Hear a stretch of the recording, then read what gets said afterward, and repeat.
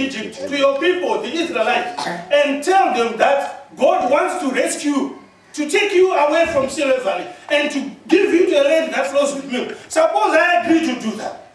What if these people ask me and say, who has sent you? I read that yesterday, and I said, this is something big. Moses says, suppose I go, right, to your people and tell them, this is in Exodus 3.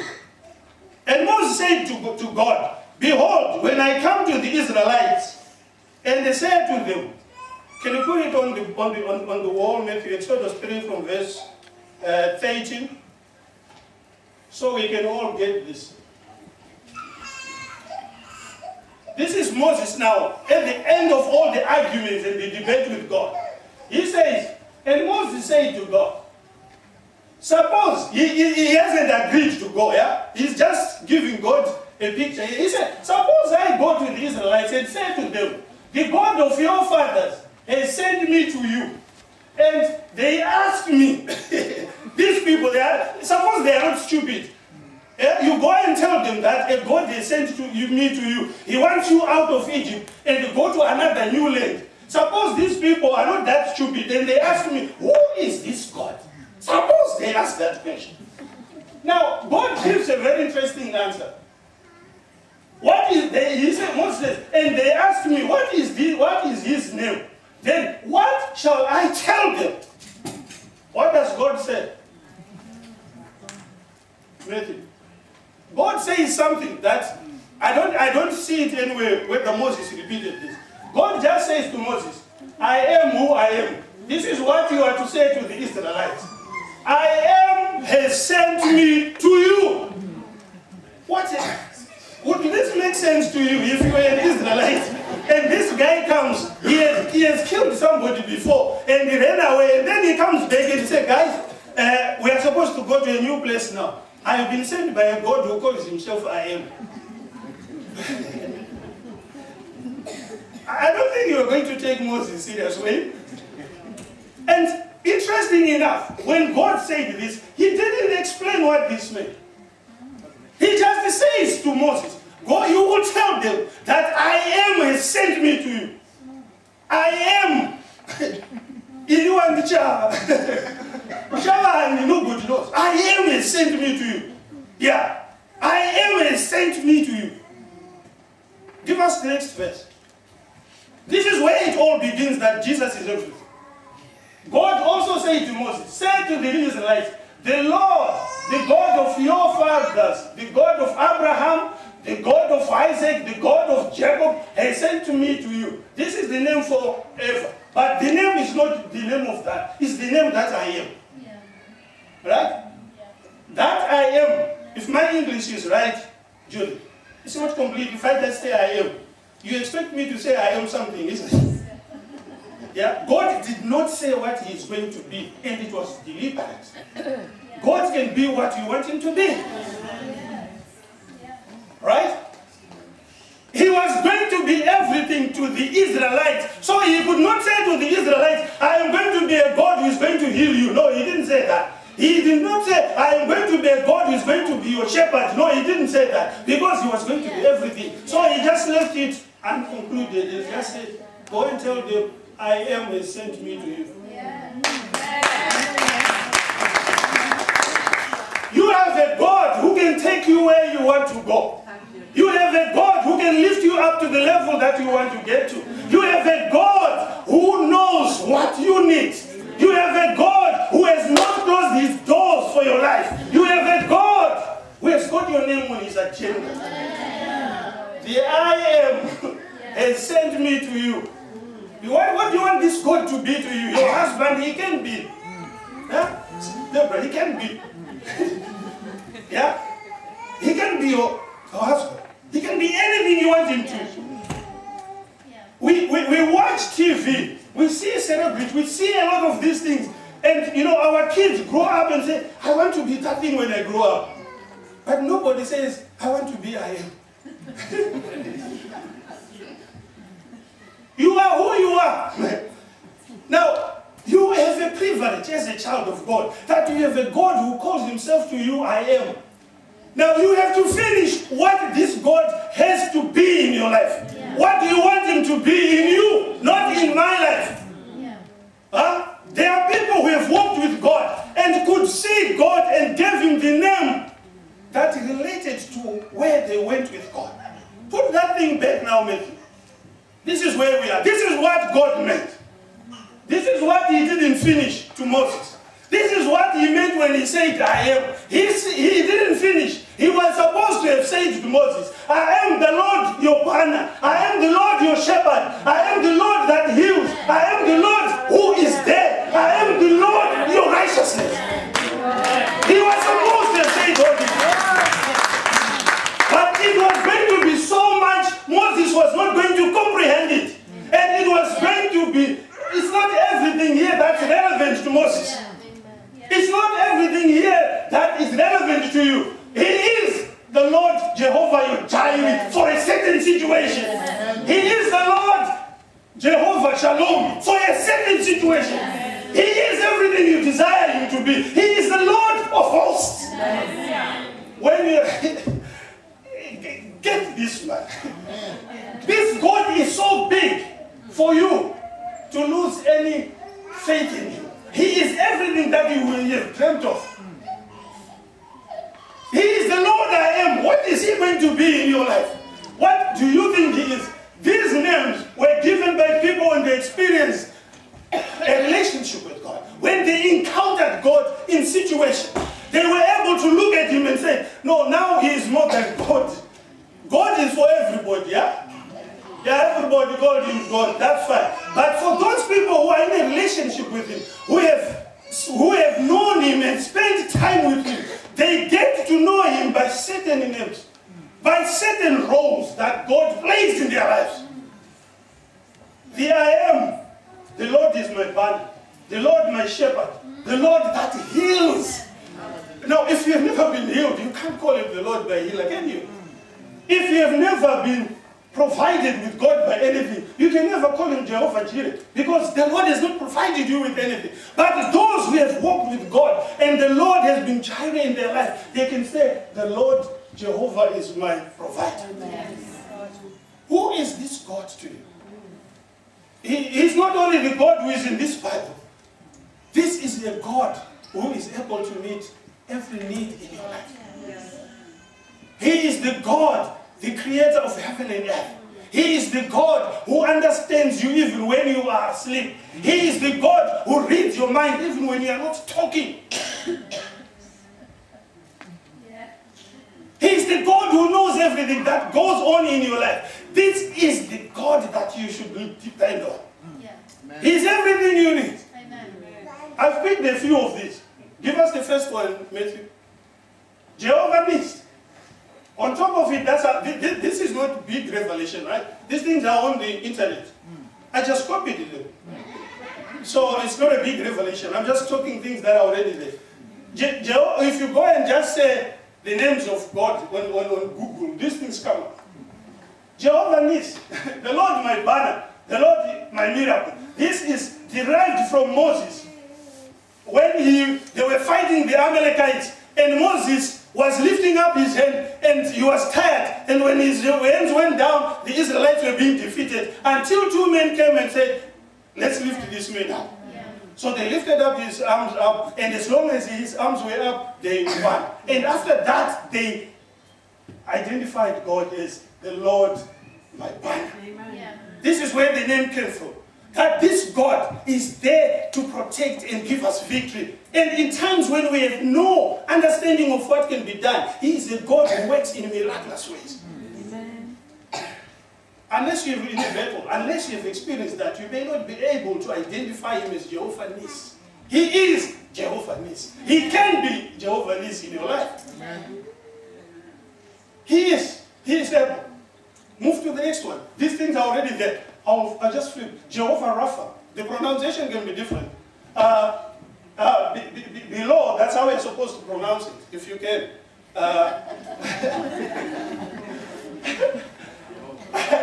Yeah? Yeah? Who is this God? He is everything. And then somebody identifies him as Jehovah Rapha. Yeah? The Lord that heals. Amen. Now, this came in when the Israelites were in the desert and there wasn't water, and there was a little well which had water, and the water was bitter, they couldn't drink it, and God said, take a branch of, throw it into the water, and the water became sweeter. And they identified God in that instance as Jehovah Nissi. In that situation, they identified and they had a revelation of who this God is. That is a God who heals. Yeah. And God went on to say, if you obey me and follow my instruction and everything that I've told you, you will never have diseases upon you. You will be kept healthy. Because I am the Lord that heals you. Now, he's not only going to heal you when you're sick. He is able to prevent you from being sick. You have to acknowledge him, that he is the God who heals. Let me give you a story. Last Tuesday, I was so sick at work. The whole day was a long day. I could hardly sit down. My knees, my joints, I had a terrible headache on Tuesday. And so, as usual, I got David's text message about prayer at 6. I said, I can't go today. And then I said, what? But I am sick. This is the time that God should become Jehovah Nissi. This is the time where I go to church. So I said, I wanted to leave work early. So I didn't. I struggled on. And after that, I came to the prayer meeting. And, I was in my mind thinking I was still sick.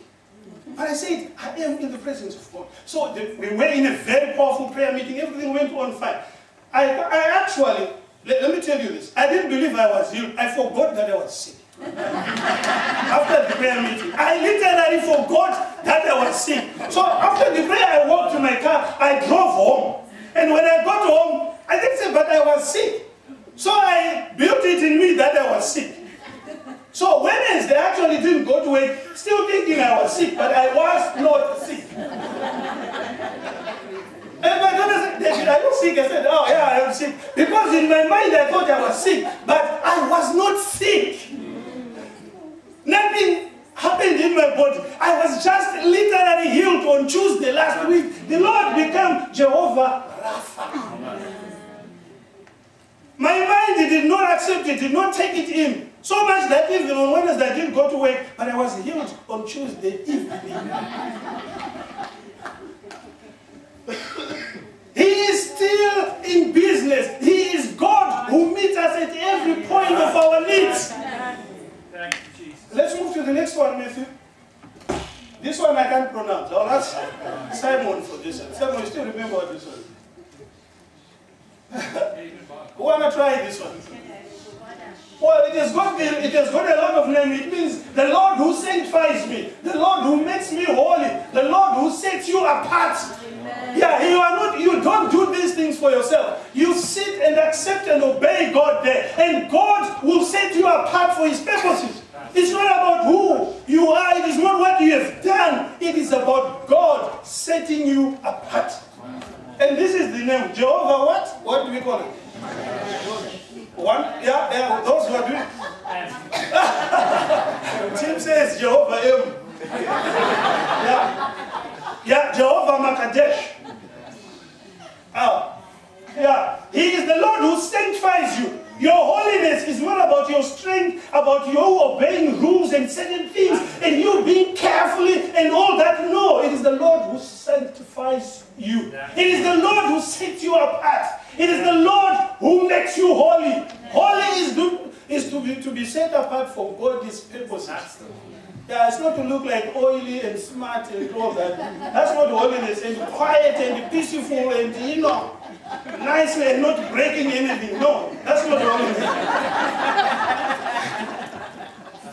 That's not holiness. Holiness is to be set apart for God. To be a vessel unto the use of God. Where God can look down and say, there is my son, my daughter who is set apart for this purpose. When I want to do this on earth, I will do it through that person. That you are sanctified. You are a holy man or a holy woman.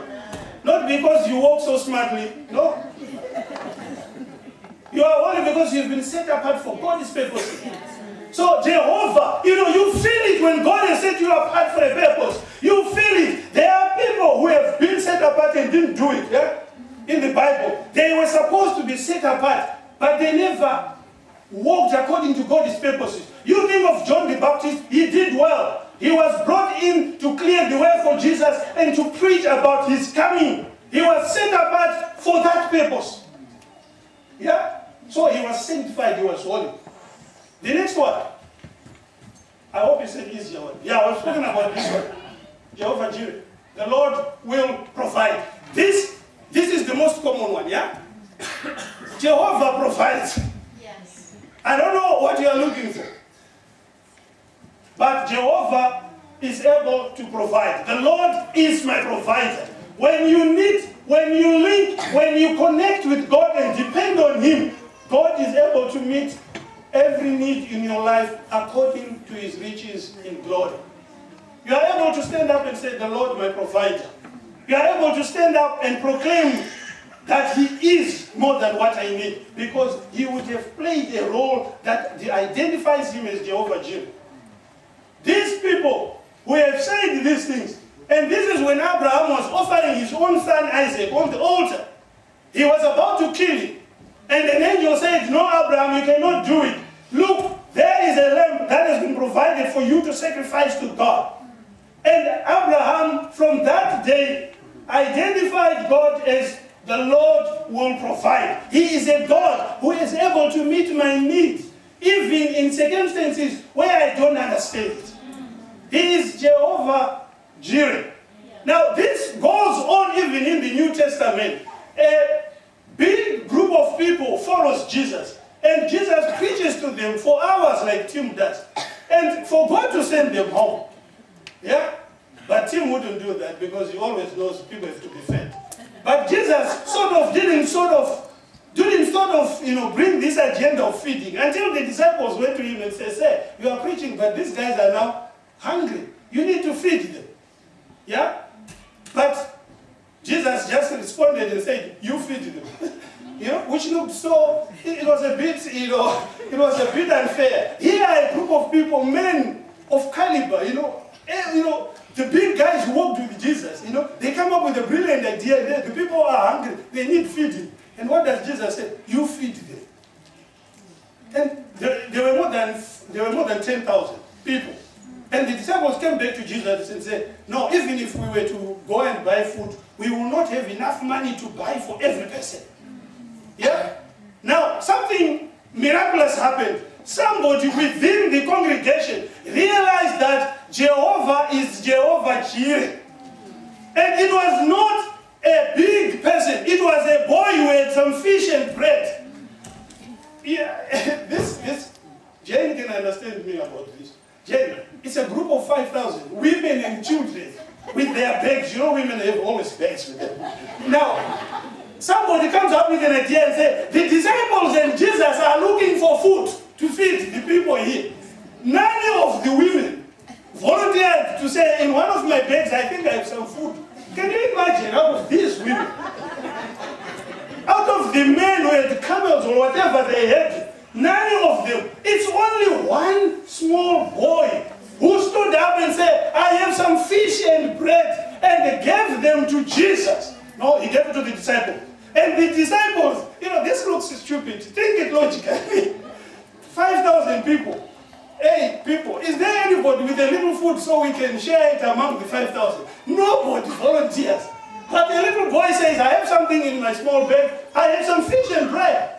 And the disciples, in their wisdom and understanding as big men, they actually took that and took it to Jesus. Does that make sense to you? To take 2 fish, 5 loaves of bread to Jesus and say, yeah, for the 5,000, this is what we have. I think it was meant to prove to Jesus that it is impossible, Jesus. We can't feed them, send them home. That was the message that they were trying to send to Jesus.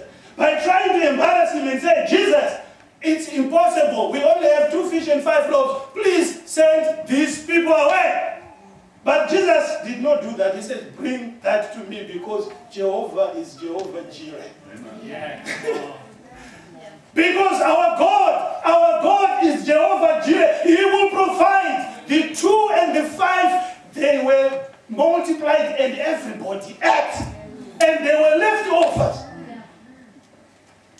Sometimes it doesn't take those of us who have been in church for years to know God in this manner. It takes anybody in our midst who identifies God as God the provider to come up and help us as a church. There is a lot that God can do if we realize that God is Jehovah Jireh. We have to know this God. It is this boy who saved the day. It was not the disciples. You can know this God. You can benefit from relating to this God. He is everything that you have dreamt of. He is able to meet with you at every point of your need. Amen. Amen. Let's do the last one. This is all from, I like this one, Jehovah Shalom. Now, it would be good for us as a church to begin to speak the language of this, the language of God. To begin to talk about these things in our life. To begin to talk about Jehovah Shalom. Yeah? To begin to say shalom to each other. I don't know the way the other people do. But to realize that it is the peace of God in us that makes a difference. It is not what we have. It is not where we live. It is not where we drive. It is not who we are. It is the peace of God that surpasses all wisdom. In us that makes a difference. When Paul says there should not be strife among you, unless we are in this, unless we see God as Jehovah Shalom, unless we know God as God who provides us with His peace, we will not enjoy the peace. We need to see God in this. And this comes from the experience of Gideon. He sees God as Jehovah Shalom. Where does our peace come from? It should be anchored in this God. He is everything. He is Jesus, the Alpha and the Omega. He is the beginning and the end. He is where we start. He is where we end. And in between, He is able to meet every need. It is necessary that we should suffer. Yeah, let me be radical here. Yeah? Those of us who are suffering and going through difficult times, yes, it is necessary that you go through that. It is not right. Remember, I'm using two words here. It is not right that you should suffer. But it is necessary sometimes that you should go through challenging and difficult times. That brings character out of you. That makes you seek for God. That makes you move from one place to another. That makes you a different person. Troubles and suffering are not there to kill you, because you've got the God who will protect you. Troubles should not kill you, but they should make a difference in your life. So it's not, yeah, that's why I agree to Pastor Tim that, even bad things happen to good people, yeah? So when you're going through difficult times, when you have all these things taking away your peace because you are worried, you are concerned, please remember that you have a God who is your peace. Yeah? Do not fight. Do not lose heart. Do not throw away your church, throw away your Bible, and stop talking to anybody because you are in a difficult situation. No, remember that God is your peace. Yeah, when there's so much storm, there's a good example in the Bible. Yeah? And what is interesting about us as God's people is we forget who God is. Yeah? We forget what He can do in our lives. Let me give you a good example. When people actually forgot that He is the Lord, our peace. The disciples and Jesus were in a boat. They were going across. Yeah? And a storm started. Yeah? And the boat was moved from one place to another. And during that time, Jesus was asleep. Yeah? In the storm. He was asleep. The disciples were so angry with this Jesus that they went to wake Him up and say, oh, you can actually afford to sleep when we are about to die. Yeah? When they went to talk to Him, they were so serious. And they said to Jesus, we are about to die. Yeah? We are about to die. And this is my extension. And you can actually afford to sleep.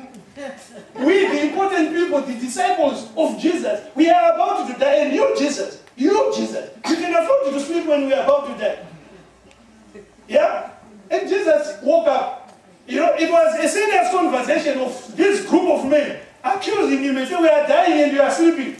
How careless of a leader are you? There is hell broke, you know, and things are going chaotic here and the team is actually sleeping. I said, Tim, are you serious? Are you still a pastor? Things are not moving well. Things are not connected. Yeah, but you are sleeping, Tim. Are you serious? So they went to, are you serious? Jesus just woke up.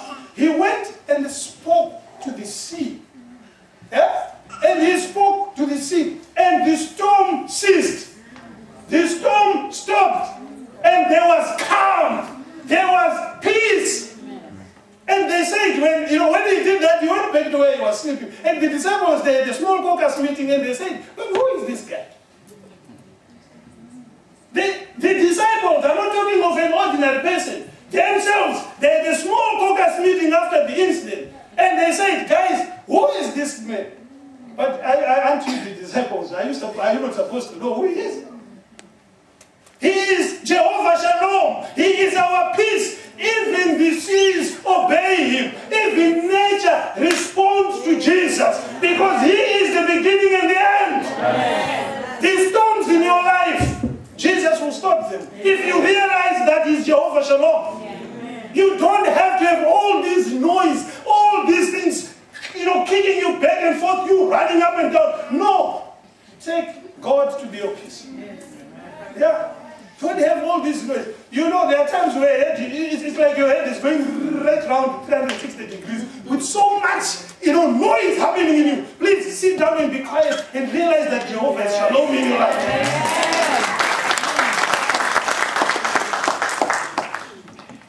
This is what happens in our house. When there's an argument between me and Mary, I make the most noise. It's unusual. It's unusual. Mary talks very little. I talk too much sometimes. So we go, and I talk, and Mary just keeps quiet. It just beats me. This woman, she just keeps quiet. And I go 10, 15 sentences, and then I realize I'm talking to myself.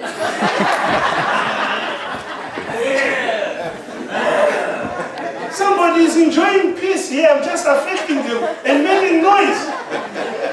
So what do? I shut up. 3 minutes. We have to realize sometimes that we make so much noise that we don't hear what God is saying to us.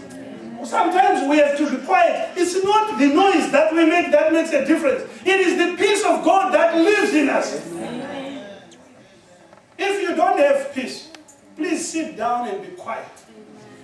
Listen to what is happening in your life. Listen, be quiet, be peaceful. Because the Lord Jehovah is Shalom in your life. You need to enjoy the peace of God in you. God is everything. He is your peace. Yeah? When there's an argument between two people, one of the persons should actually keep quiet. This is what I do. I always forget it. We need peace, even in church. There are things we disagree. But please, let's not fight so much that everybody is talking. When things go wrong, please, let's not all make noise. Let a few of us make noise, but let the rest of us be quiet.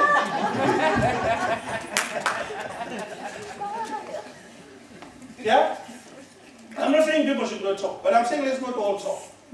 There will be so much confusion because God is our peace. Amen. We are here for the peace of God. Amen. Yeah?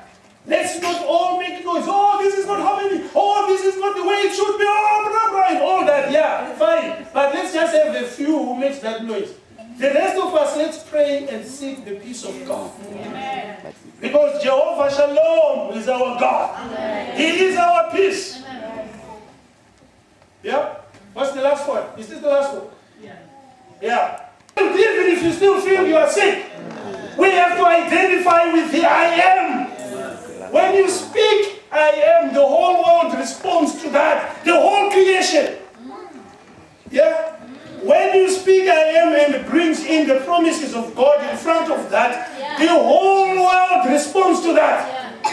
When you are penniless and you say, I am rich, all the money in the world will listen to that voice. Yeah? And they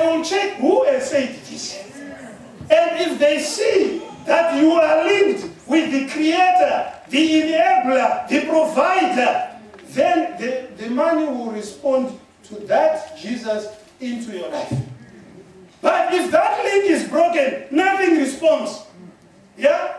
If you say, I am healed, and you don't believe in the power of Jesus' healing in your life, then sickness, which is what you want to cast away, will not go away. Healing is the opposite of being sick, yeah? When you are healed, sickness is in you is removed. That means sickness responds to your cry that I am healed. But most of the time we speak the negative, yeah?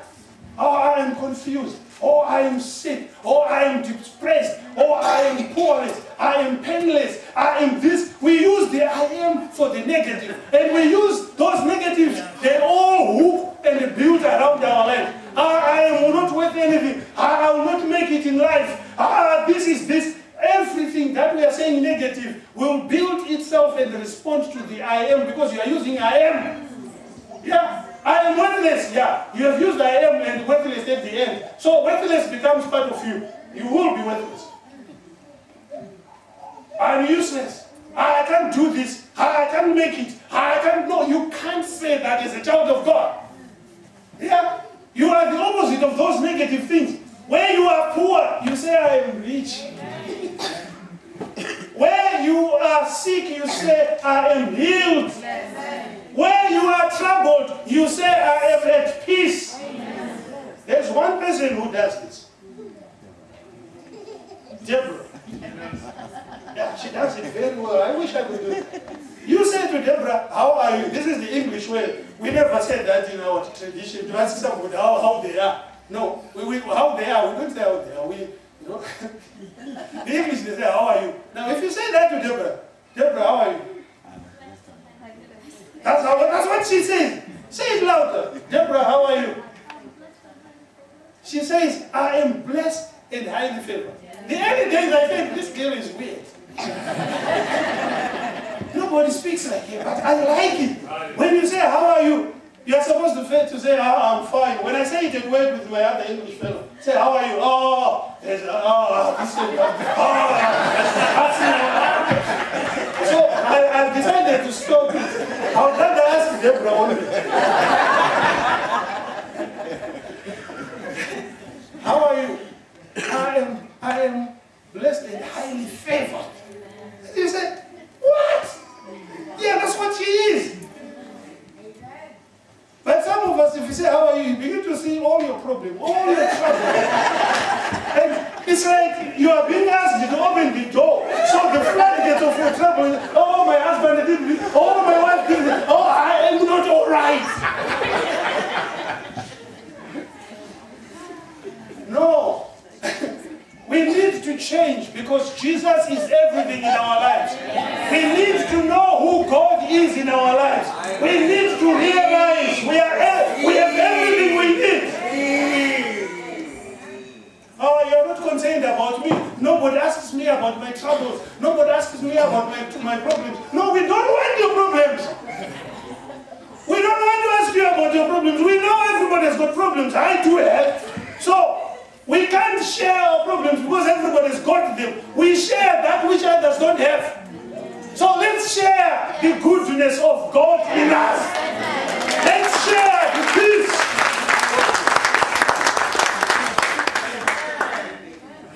There is so much happening. There is so much the devil is fighting. But let me tell you, the Lord is the Lord our host. He is the God who fights our battles. When the Egyptians set the Israelites free. The Israelites were in Egypt for years as slavery. And let me tell you, God fought for them. Not a single Israelite fought a battle to be set free from Egypt. You know that. They didn't go to war with the Egyptians. Everywhere in the world, including in Zimbabwe, we had to fight what they call a liberation war to get freedom and set ourselves independent. But in Egypt, the Israelites did not fight a war. They were set free. The Lord of hosts fought their battles. God did all the trouble until Pharaoh says, Jews, go out of my land. They were set free. God fought their battles. You are not set free because you fight for yourself. God fight your battles. When they were set free as slaves, they were slaves. They did not have anything. They were poor. They depended on the Jews for their sustenance and for everything. Yeah? Can you imagine the freedom of a slave? But on the day of their freedom, because Jehovah is Jehovah the provider, every Jew left Egypt with gold and silver. They were never given these things before they left. But on the day of their departure, you just went next door. Yeah? If you lived next door to Judah, you just went next door to them and said, "Can I have your jewelry?"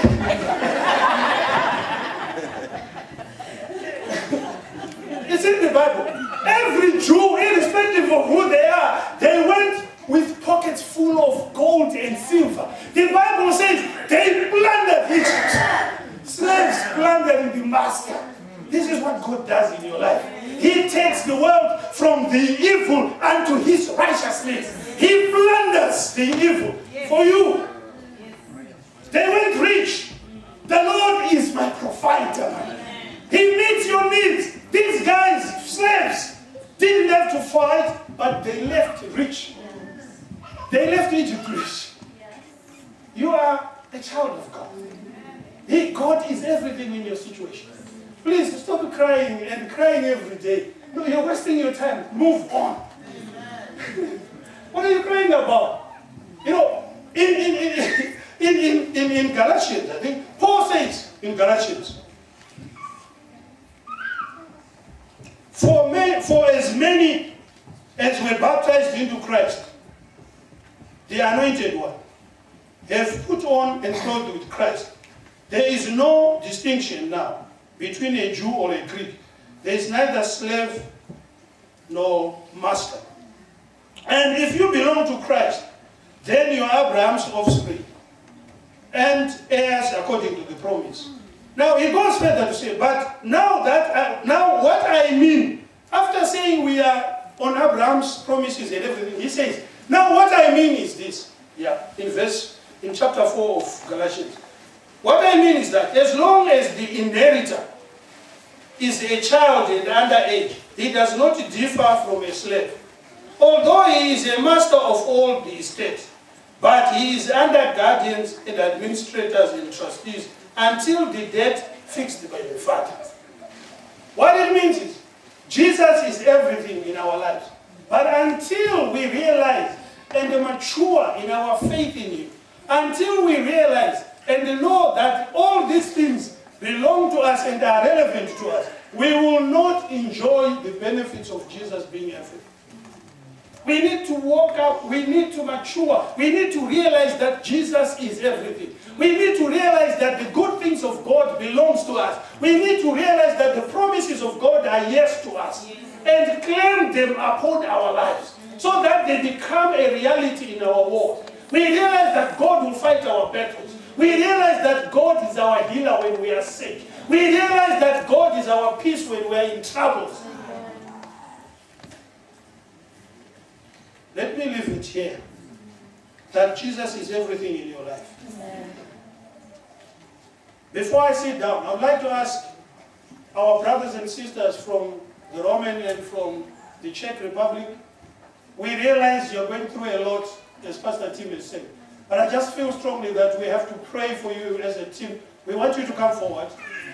Because the Lord is our God and the Lord is our provider. Yes. And the God is the God who fights our battles. So we want you to come front. We want to pray with you that you will not continue in this trouble. I'll ask Chris and his team to come back.